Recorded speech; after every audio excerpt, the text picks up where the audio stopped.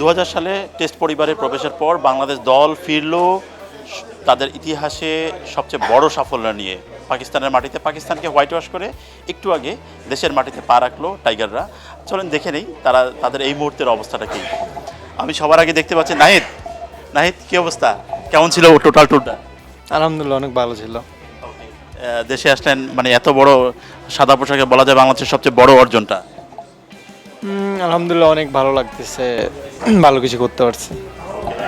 আমরা এখানে দেখতে পাচ্ছি শরীফুল, টার্গেট ছিল যা, কি অবস্থা আপনার?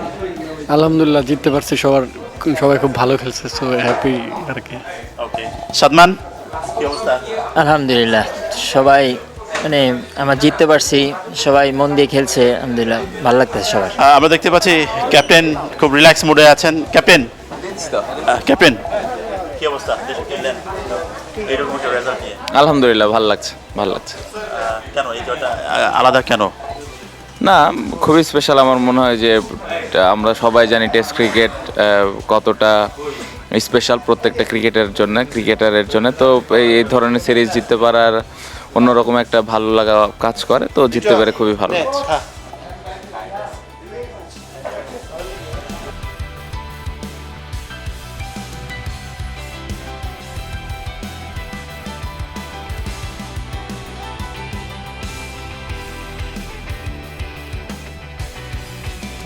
আমরা দেখতে পাচ্ছি খুব ব্যস্ত সময় কাটাচ্ছেন আমাদের বোর্ড পরিচালক নাজমুল আবেদিন ফাহিম ভাই।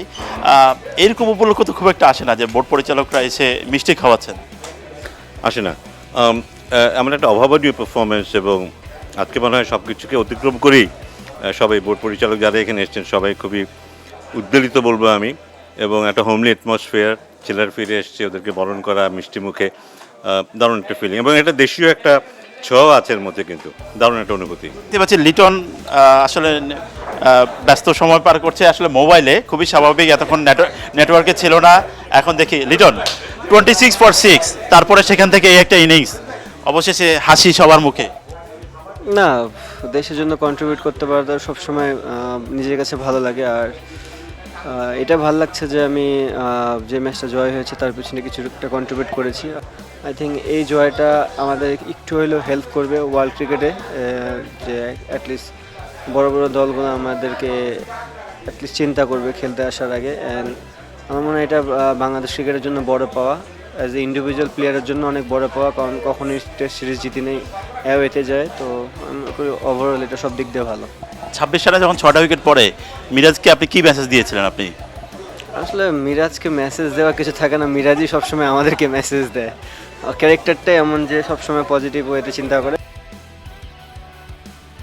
এসে ব্যস্ত হয়ে গেছেন এই সিরিজের নায়ক মেহেদী হাসান মিরাজ, তিনি বোর্ড পরিচালক ফাহিম সিনহার সাথে কথা বলছেন। দেখি কি আপনারা ভাই কেমন লাগতেছে এত বড় একটা জয় পরে এইভাবে দেশে ফেরা?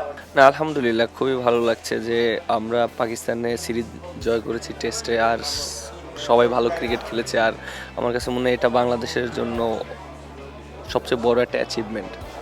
আমার সাথে এখন আছেন বোর্ড পরিচালক ফাহিম সিনহা। ফাহিম ভাই, আমরা তো দেখি যে আসলে এই ধরনের আপনারা মিষ্টি খাওয়ালেন, এইসব উপলক্ষ তো খুব বেশি আসে না, কেমন লাগলো আজকে?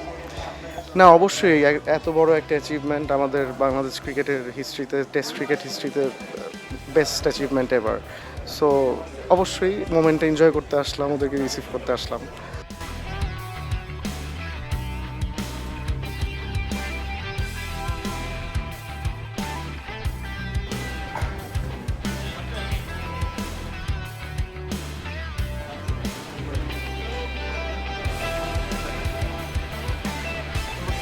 আরও পরিচালকরা আছেন, একটু দেখি তাদের মতামত জানি। এই উইনিংটা আমি মনে হয় যে বাংলাদেশ ক্রিকেটকে অনেক এগিয়ে নিয়ে গেছে, এবং ফিউচারে যদি আমরা ভালো করতে পারি তাহলে যারা বাংলাদেশ টেস্ট নিয়ে যারা কথা বলে, নেগেটিভ কথা বলে, ওদেরকে আমরা ভালো একটা জবাব দিতে পারবো। এবং টেস্ট ক্রিকেটে আওয়েতে 3 ডিপার্টমেন্টেই ভালো খেলে একদম কনভিনসিংলি হারানো overseas is a great achievement.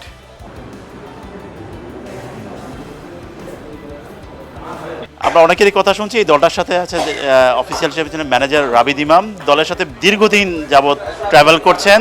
দেখি তার সাথে রহিত ভাই, এই ফেরাটা আজকে ফিরলেন, এটা মানে কি কীরকম মনে হচ্ছে, ডিফারেন্ট কেন?